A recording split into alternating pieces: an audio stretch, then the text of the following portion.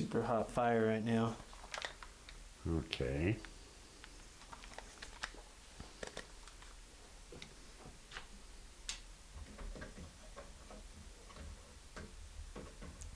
Just tuning it in.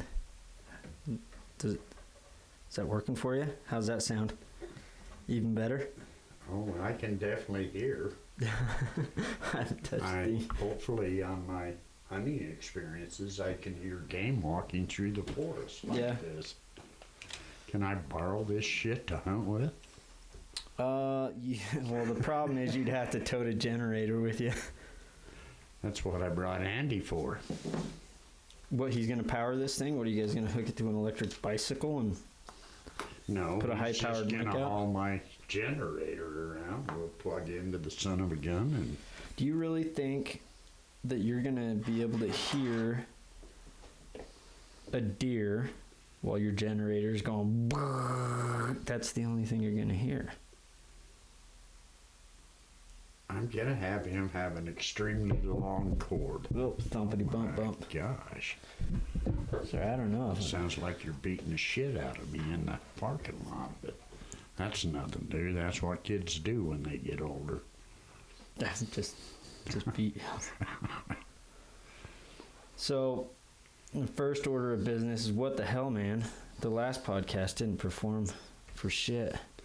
Is that you or me? I believe it was me. I probably had a negative vibe about the Have you heard the other ones? I haven't reviewed many. It's the first time you've listened to any of them, right? Yeah. And those embarrassing as hell. Why do you think embarrassing? That's not going to keep you from cutting loose, is it? I've cut loose all my life. That's how I rope. That's how I ride. Okay. That's who I am. I guess a lot of people would call me Cut Loose Dave. I guess. Cut Loose Dave. How about something with a little more alliteration? Renegade Stallion. Alliteration would be like, "Do it, Dave," or. I've already been there, done that, and I've done it. So anybody that knows me knows that if it was possible to be stupid and do it, I did it. Yeah. Yeah. So I guess Cut Loose Dave makes sense, but let's see, Jolly. No, I can't think of any nicknames that really sound awesome with either Dave or Jolly, or Ben or Jolly. Our identities are out there now. Well, maybe something will strike me and I'll blow your ears out when I come up with it, but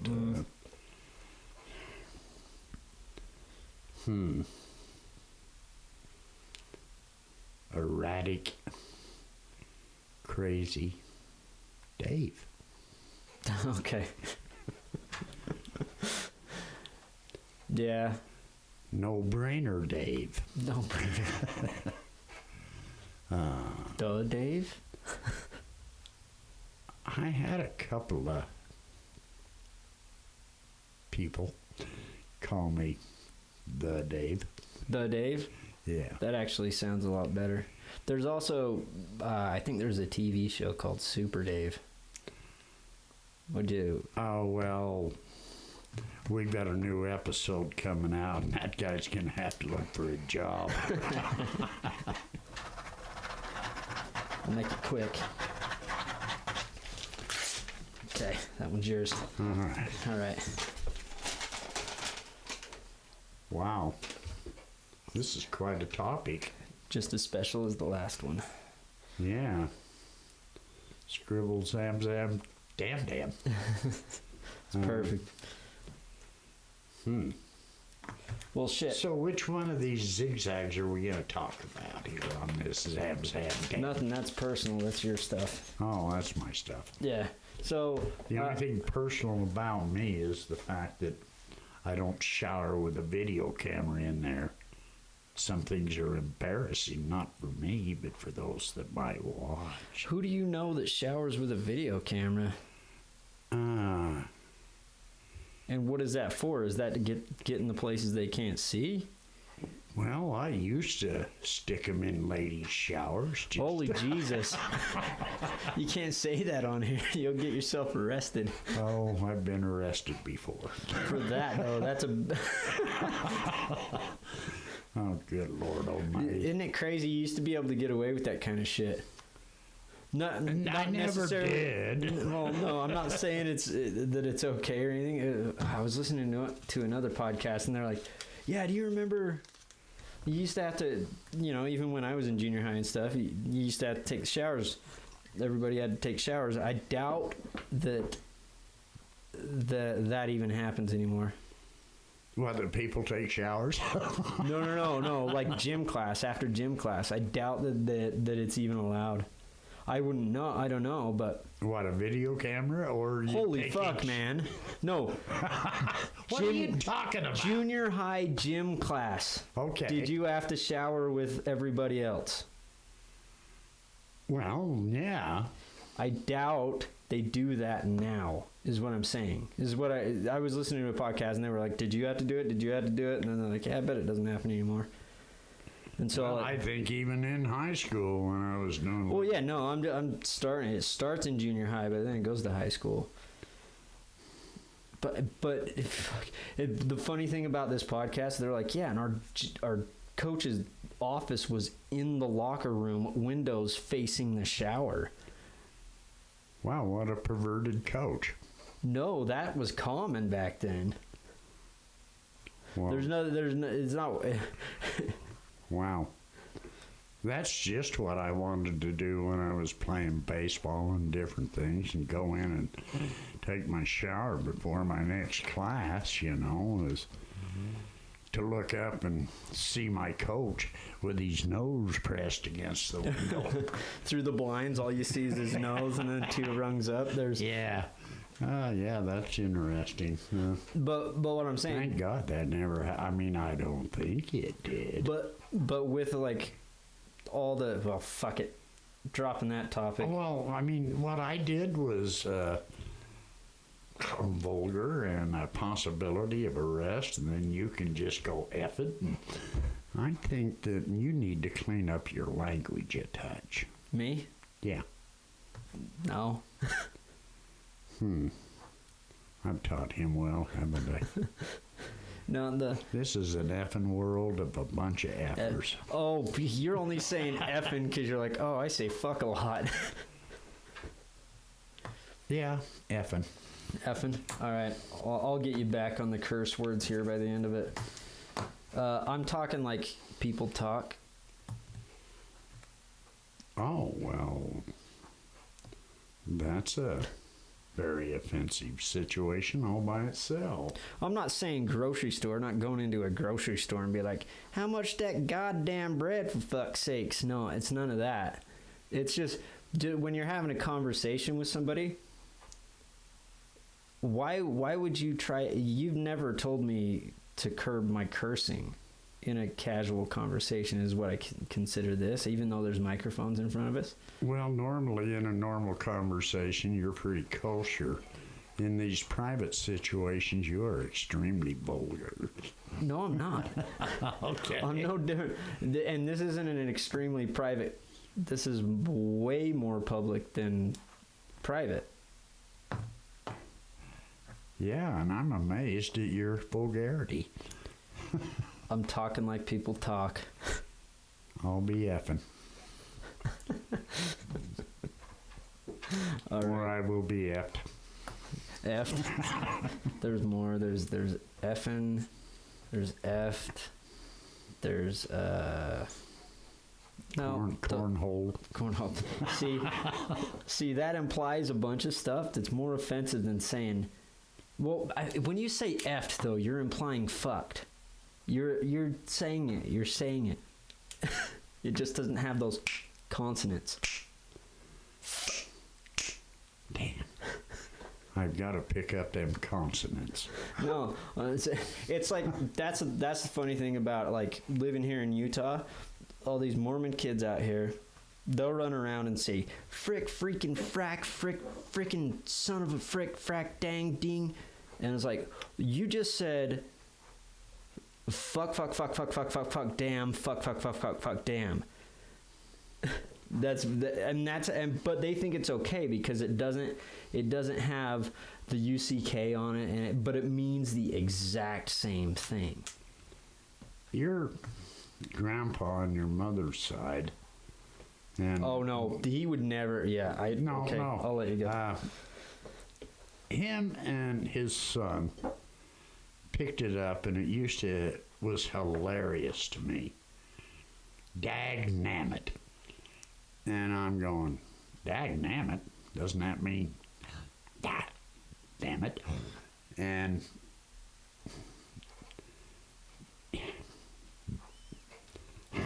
they both used it.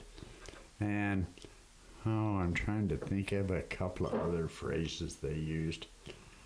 But when I would listen to it, and I would go, good Lord, why don't you just spit this shit out and tell it for what it is? Uh-huh. But they were controlled individuals. Apparently, yourself and me are not controlled, so we just say, well, no, here's the problem about controlled is when it's like a censorship thing. It's like, okay, do I want to have a conversation? I can kind of gauge who I'm talking to. I wouldn't talk like this to, say, my boss. My coworkers, I would talk to them like that because that's how they talk. That's how most people talk. But you can gauge it. If you're not a dummy, you can figure out who speaks how, and then you can have a conversation with them in that vernacular. That way, you're kind of you're actually making the accommodation to suit their mode of conversation. But also at the same time, you won't offend anybody. But if it's like a censorship issue, like I can't just speak accordingly. Like, are you saying none of those words have their place? Sure, I gratuitously throw them around here and there, but I can see it already now because you've seen yourself on the podcast that you're like frick dang heck, but what you're trying to say is fuck damn hell. My goodness. I might as well go down the paths of evil. No, it's not. I've already been there. What's evil about words? Depends on the way you speak them and who you speak them to, and the intent that you use those words to either open up or damage someone. Okay, so I'm on a comedy podcast. On a comedy podcast, I guess I could, or podcast, what the hell ever you call these crazy things. You could probably just go fuck it and say, let's just say whatever we want. And that's what you wanted. You wanted me to open up and be vulgar. And no, I'm not asking you to be vulgar. I'm asking you not to censor yourself because you're, for any reason. Because it's how you talk. Yes, I'm a filthy. No. When you talk to me, this stuff comes out, and it's not a big deal. It doesn't matter. And it's like what I was saying. You talk to certain people. You tailor your conversations accordingly. There's nobody I know that's not completely stupid that will go into a conversation with, say, a friendly fellow walking down the road, and maybe he's carrying a Book of Mormon. They're not going to go, "Hey there, how the fuck you doing?" They're going to say, "Hello, sir," or da-da-da. They're going to just keep it nice and tight, whatever. They're not going to, it's... Thank God there's some sanity left in this world. Well, there is. But, no, because when we started the Dirty Deeds thing, we would get like, I liked it, but you guys got to stop cursing. It's like, no, you got to stop listening. Because and they did, and your numbers went down and down and down. not on the dirty deeds. Oh. They went up and up and up. The thing is, your audience will find you if they find you, whatever, it doesn't matter. It has nothing to do with the vernacular. Okay. I mean, it will, because those are the people that are going to come on and say, you said something offensive, blah, these, like, it's called, what is it? It's, fucking term is that? Where they virtue seeking. Basically, they try to make themselves make other people look at them like they're good people because they're calling us out on our like language, fucking language.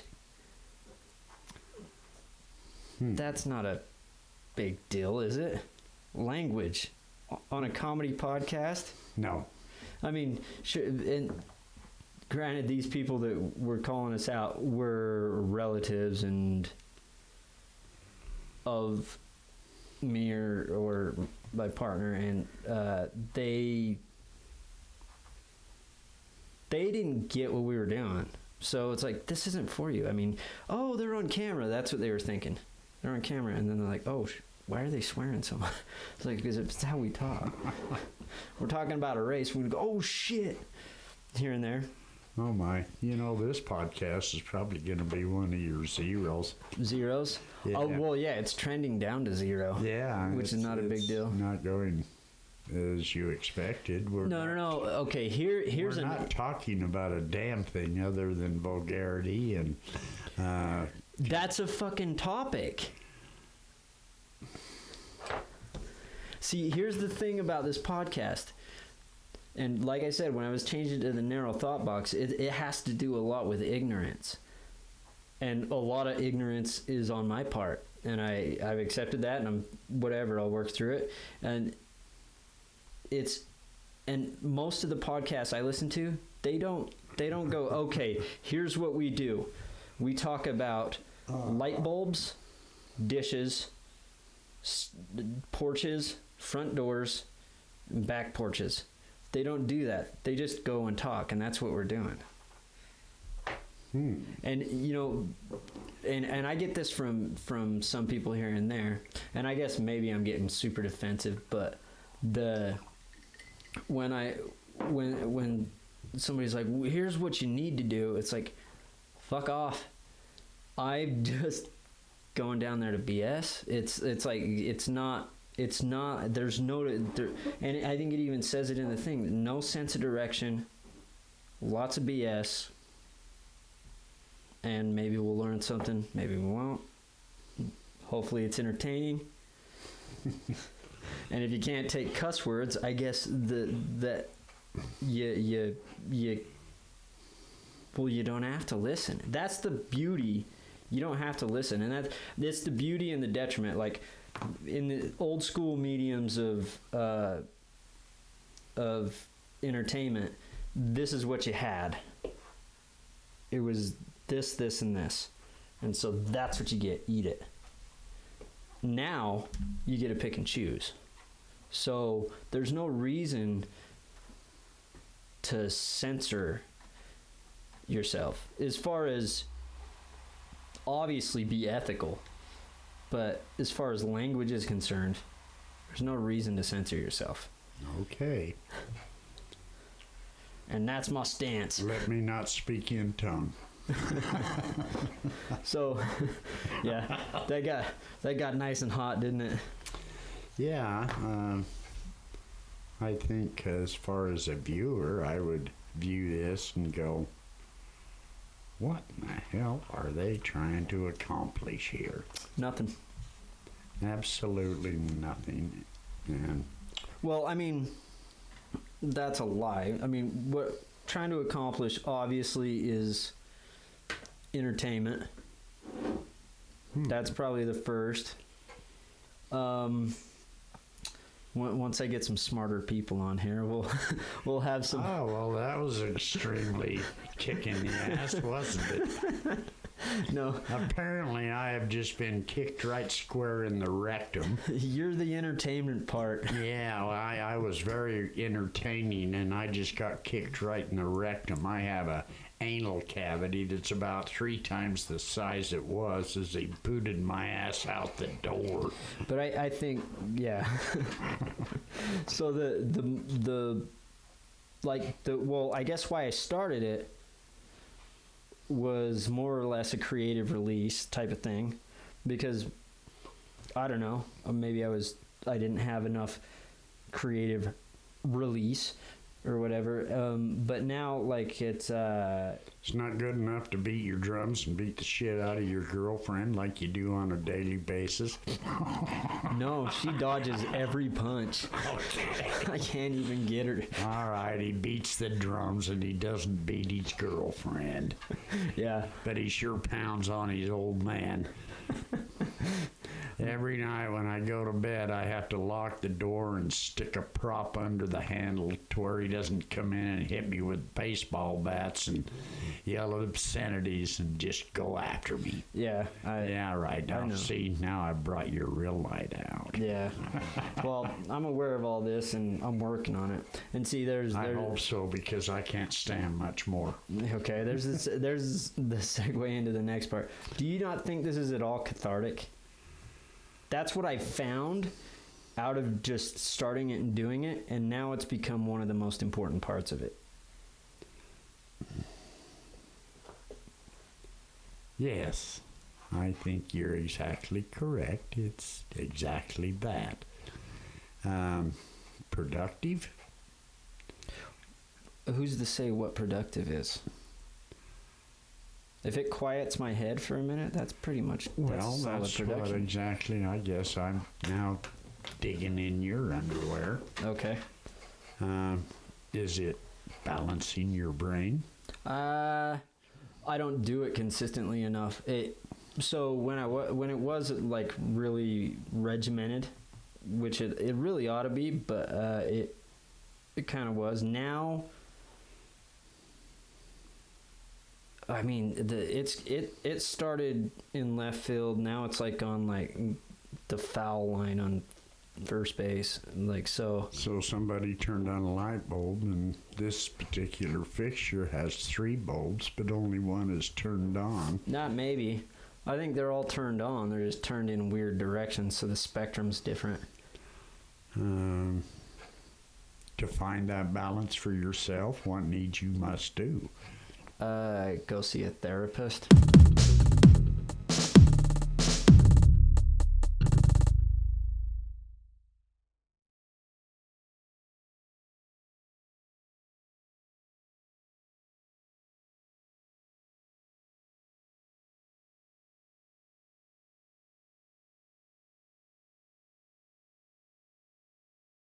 I guess we're the only ones listening to this podcast, right?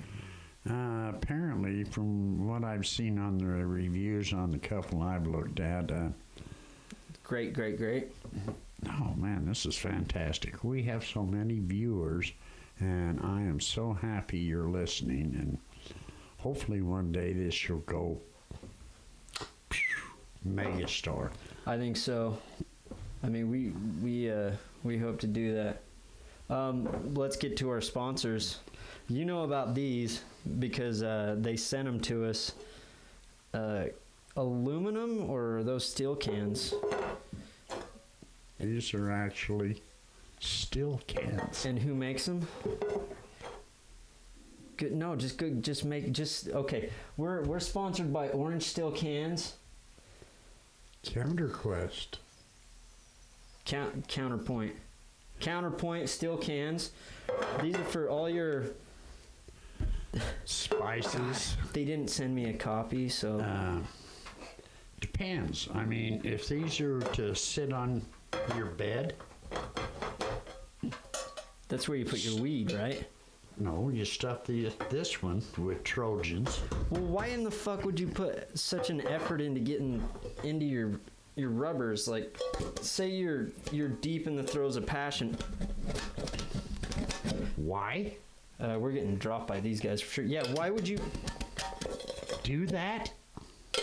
Why would you Put a Trojan in there. Why would you put him in something so hard to get them out? It makes you think about what you're really going to do. Do I really want to do this to that? Oh, I thought I blew this sponsor. You just saved it. Well, it's a safe keep. It's a mind bender. God, I'm having so much trouble getting home.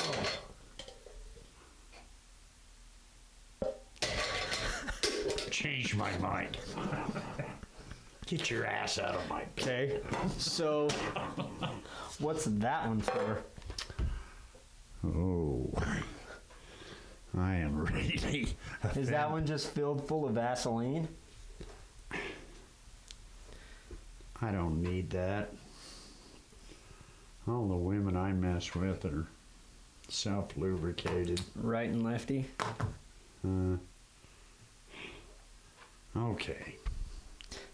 This one's for the weed. That's the weed one. Okay. Great sponsors. Hope they come. Actually, I don't do that shit. Oh fuck! Nobody gives a damn anymore. Oh. We got a flashlight sponsor too, but they're just flashlights, so we're not going to do that one. I really thought this was camping gear. Cause you're Well, originally it started out, you used to put flour in this one and coffee in that one and whatever, and you'd stick them in your little wood box in your trailer, your cabinets and the like, and that's how it started. But eventually it turned out I wasn't doing that much camping to need this type of stuff, and then like I said, that is the perfect Trojan holder. I think you just remarketed their whole line. Yeah, you know what's going to happen? And they'll gain the popularity. They're going to sell these in different sized containers. Uh-huh. And one's going to say, rubber holder. Why would you don't want it to be discreet, don't you? Okay, what do they want to call them? Just Pecker blankets? Oh God, I don't think that that's ever been said before. That's a new. All right. Okay, it's new to me too. But a blanket's not going to keep everything in or out. All right. They used to call them raincoat. Wiener warmers? Raincoat. No, don't. No, I'm saying discreet, like discreet, but they don't want to look in there. Well, they ain't gonna look in it. It's just a package. No, just put Q-tips. Okay, let's put Q-tips. And do they make rubbers that small? They might, and you fit 1,000 of them in that one. Oh, well, that guy's a lucky guy. He can buy a year's supply all at once, or a 20-year supply. Steel cans. New sponsor. Let me see. We just lost that sponsor. Yeah, we might have. I usually will break out a sponsor from down here, but all there are empty beer cans, so we're not doing that. Well, apparently Budweiser's not in our bag of tea. Not always.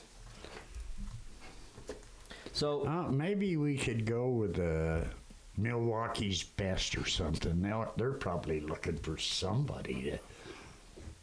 You know what we should just start doing is we'll just throw out reads for them. We'll make them up ourselves, and they'll pick up, and then pretty soon they'll just start writing us checks. Okay, Milwaukee's Best. That's a good start. That's kind of like drinking your neighbor's soapy water after he washed his car running down the gutter, but some people drink it. You know what? I probably am going to get sued by Milwaukee's Best. Oh, because of my presence. Yeah, for sure. not in that same description, but everybody's there. I've heard every beer is shitty from every other person because their preference, that sucks, and then I've heard I like that. So I was like, I don't listen to shit. Like if I went online and went, give me a beer recommendation, I'd probably start a fucking 4-hour argument between dummies that actually give a shit. It's like, it's fucking beer. It's in Utah. It doesn't taste like it's supposed to. So let's because last time we were down here, I started leaning towards hunting stories or ski patrol. We went ski patrol. Let's do hunting stories, and I'm trying to think of something I remember you telling me. Maybe we talked. We don't need to talk. I don't want.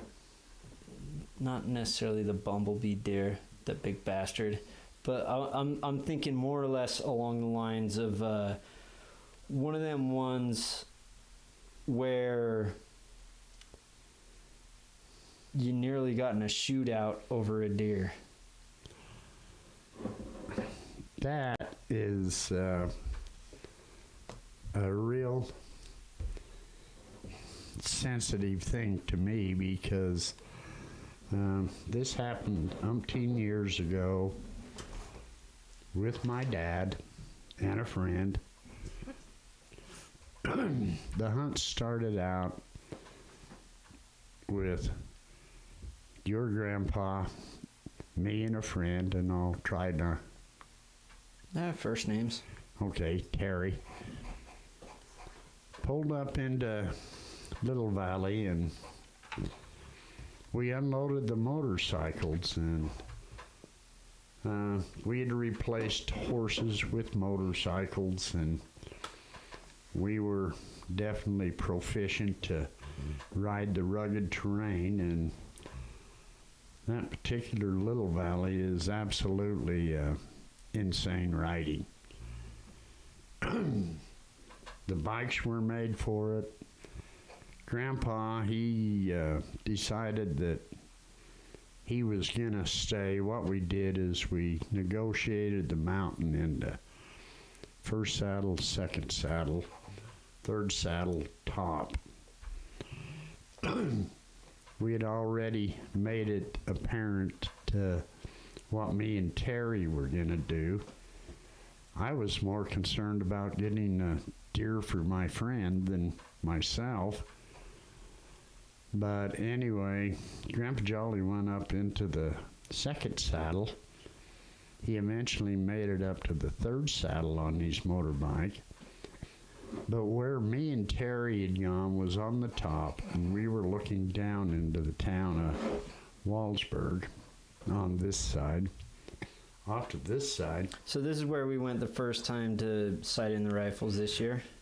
You said yeah, but you never went to a first saddle, second saddle. Right. I just But took, Little Valley is yes. Okay. That's the first time I've been there, so. But anyway, we get up in there, and Grandpa, I knew where he was going to be, and he knew Terry was going to be with me, and he could hear the bikes going up the mountain, crack of dawn. But we get up there, and we come over, and what we're going to do is I was going to take him into a valley that every time I've ever gone there, if you were filling tags, you could have filled tags. There was bucks every time in that. And I'm not talking 1 or 2 bucks. I'm talking 5, 6 bucks every time I ever peeked into it. We go over there, and first thing that happens is we're looking over, and I'm leaning over this rock, and I'm sitting here looking, and I'm going, here they come. And these deer come out of what they call Bear Canyon. And these deer are coming up out of Bear Canyon. Anyway, I look and I go, Terry, we got like 4 bucks within 100 yards. What do you think? And he goes, I want to take one. I want to take one. I had hunted with this guy. I shot with him. But I never realized when it was a deer in front of his damn gun that he was an idiot. But anyway, these deer are literally so damn close. And it's a nice buck. And I said, take him, Terry, take him. I took my coat off and I wadded it up and I laid it over the rocks. He's laying prone, but he's still half standing, leaning over the rocks.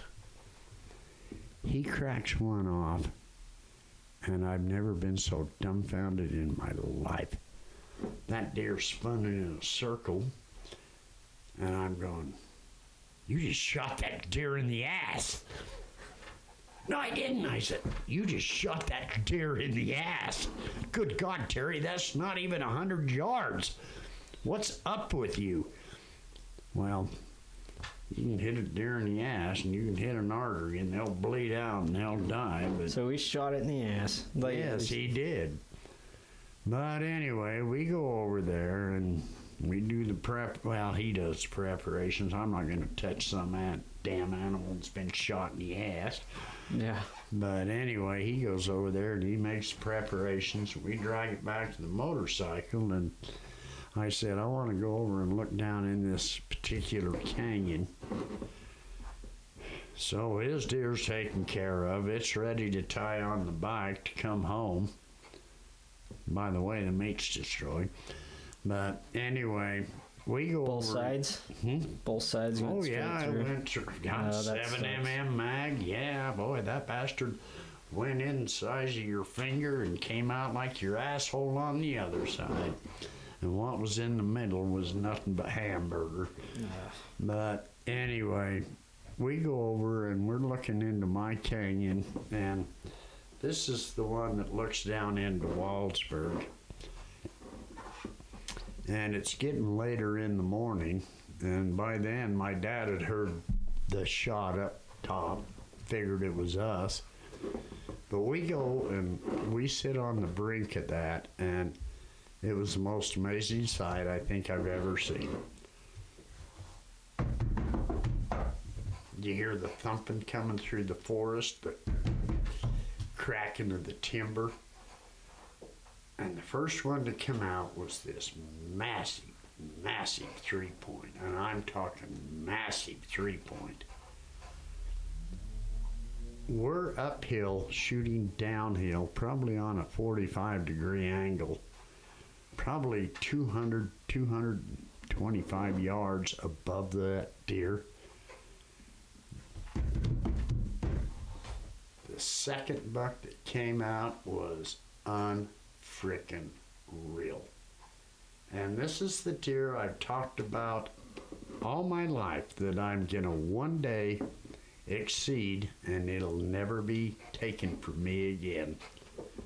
That deer came out, stood broadside, maybe 200 yards or whatever below us. And Terry's, oh my God, look at that deer. I knelt down, and I think what I did, actually, I probably did the sit on my ass, cradle my arms between my knees. I cracked that shot off, and that deer just went down. Well, the damn thing stands up after it went down. There's nobody around. Terry said, shoot it again. I said, God, I ain't gonna shoot again. I said, I'm so crazy about that thing. I'm afraid I'll blow its head off of its horns. I said, my God, look at the size of this thing. I should have listened to Terry.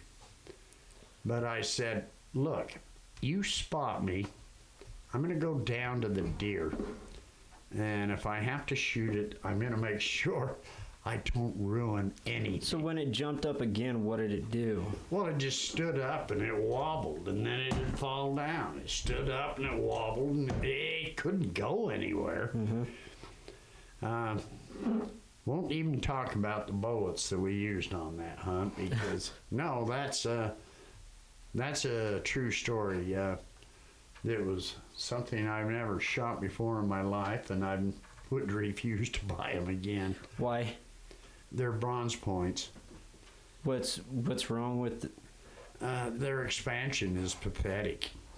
Oh, okay. They're just travel through bullets. But So you think if it would have gone through and actually, if I'd have used any bullet other than that, that deer would have been so frickin' dead. what were you using? Gun 270. 270.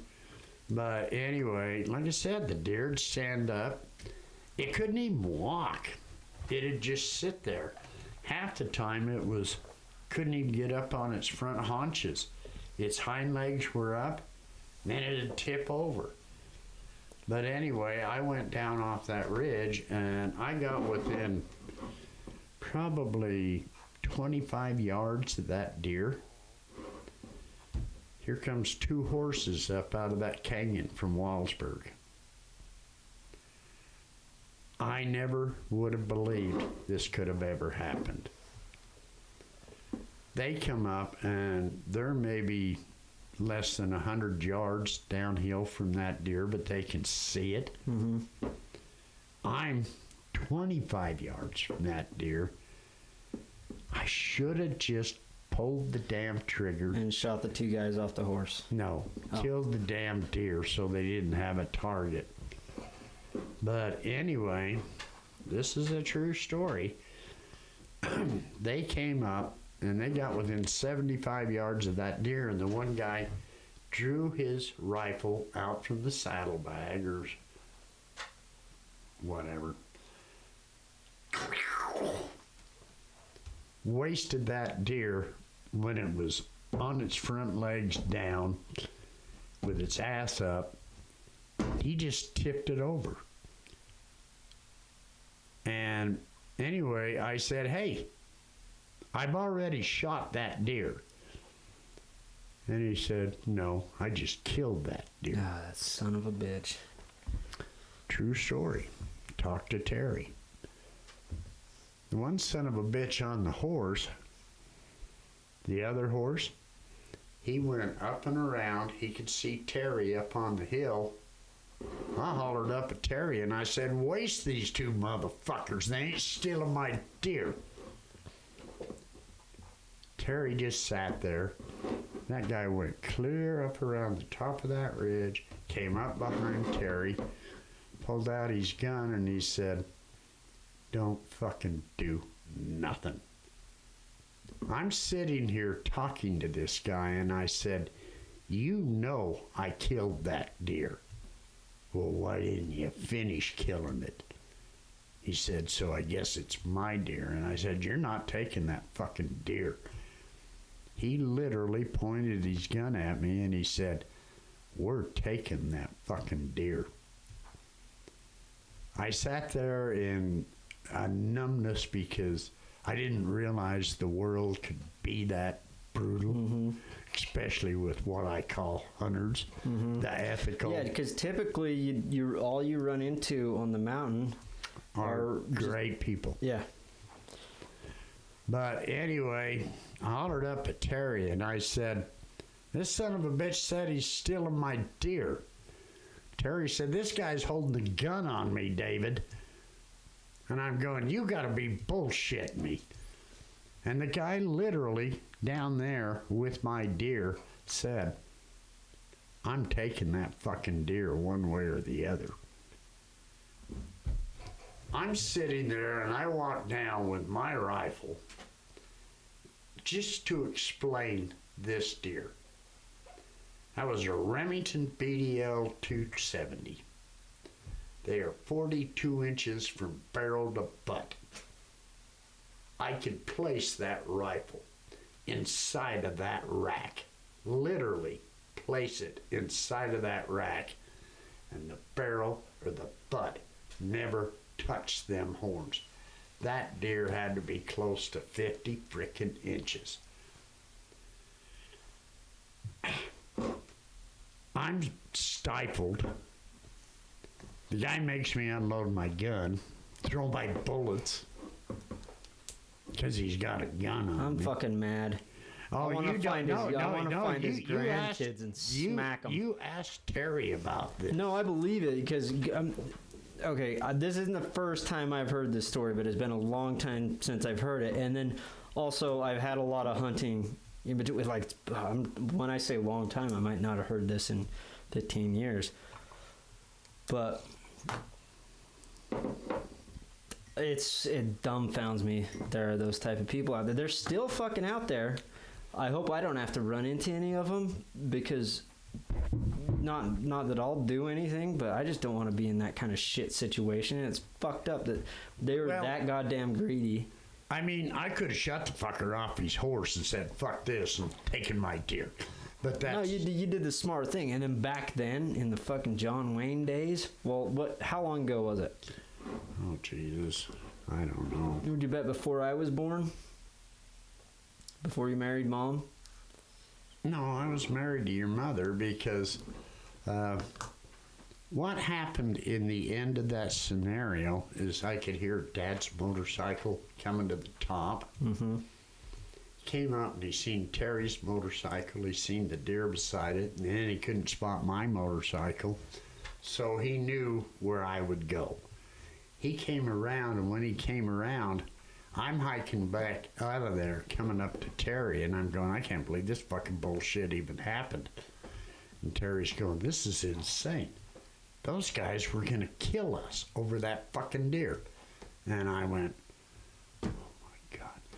I can tell you back then, it was far enough back that that deer would have won the Jeep at Sunset Sports. Oh, okay. No, I'm serious. I don't know what that means, but... Well, they used to give a Jeep CJ5 or 7. So you're saying a 50-inch buck wouldn't have just been the record? It would have been a world record if and it wins so, okay, that's bigger than the Jeep.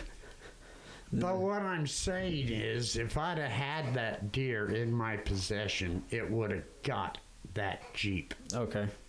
That deer was never turned in on that Jeep.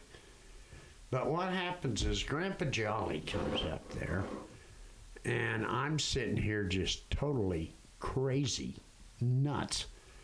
Told him what had happened, and he's watching these two horses go down towards Wallsburg, down that canyon off of that face. Grandpa Jolly took off on the dead fucking run, and he said, I'm taking them out. And I'm going, Dad, you can't do that. And he said, fuck, I can't.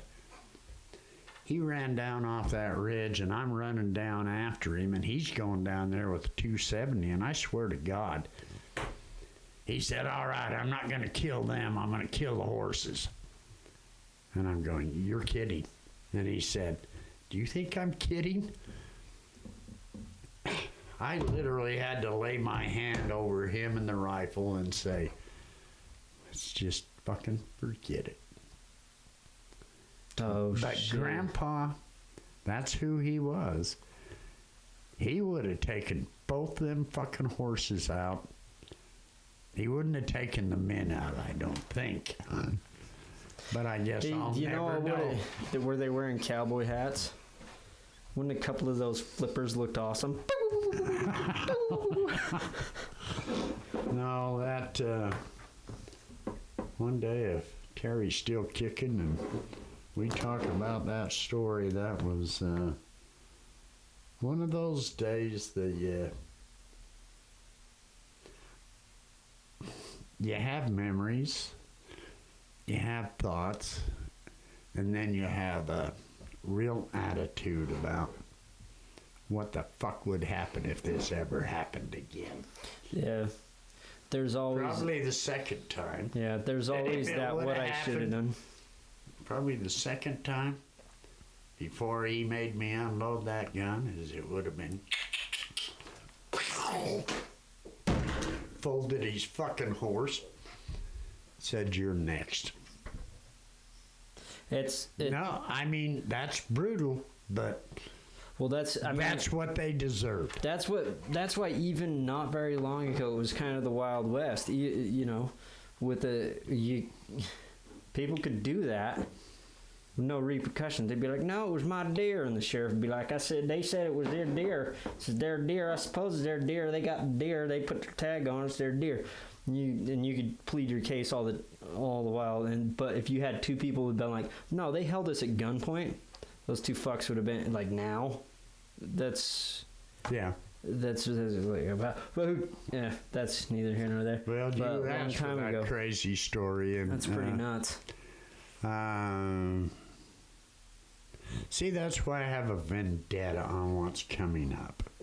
On your hunt this next week? See, this is my last rodeo. I'm getting to where I don't want to go out and chase crazy things and go in country I'm not capable of traveling. I just want to go out and see if I can get something respectable. Then my next hunts are going to be Bajas.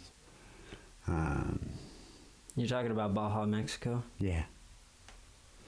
Just, I guess I've shot enough, and yeah, I've taken some decent animals.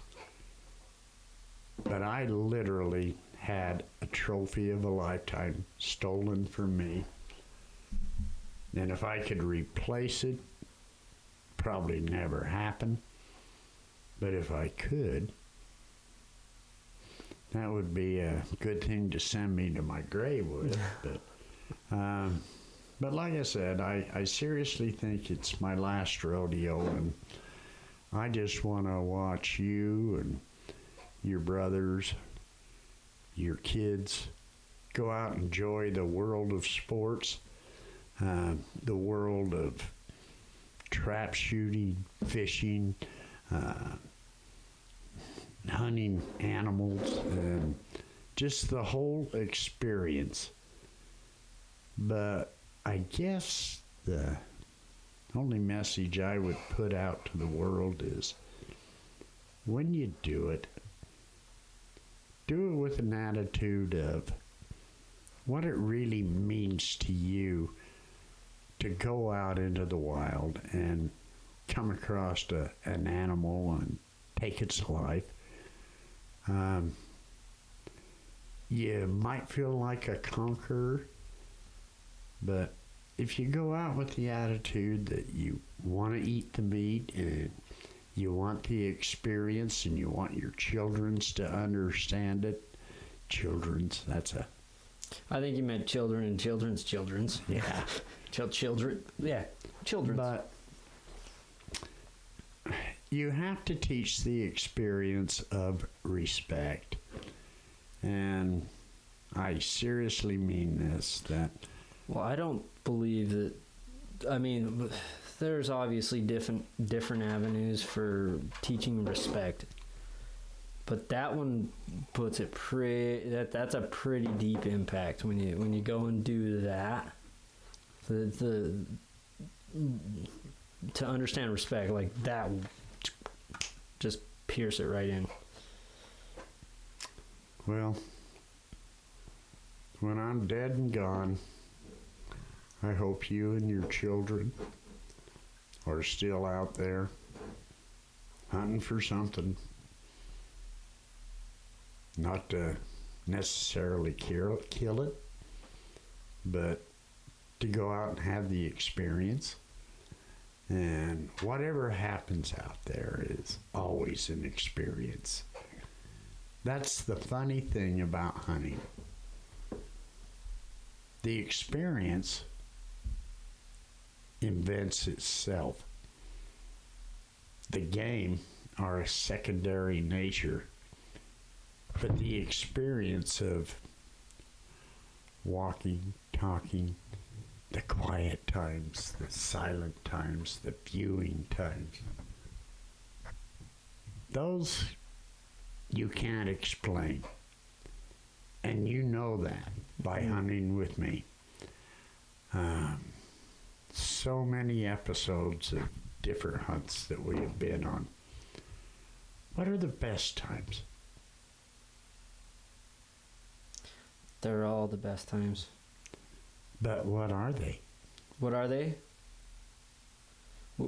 So, if I understand what you're actually asking me, is the best times are just being there,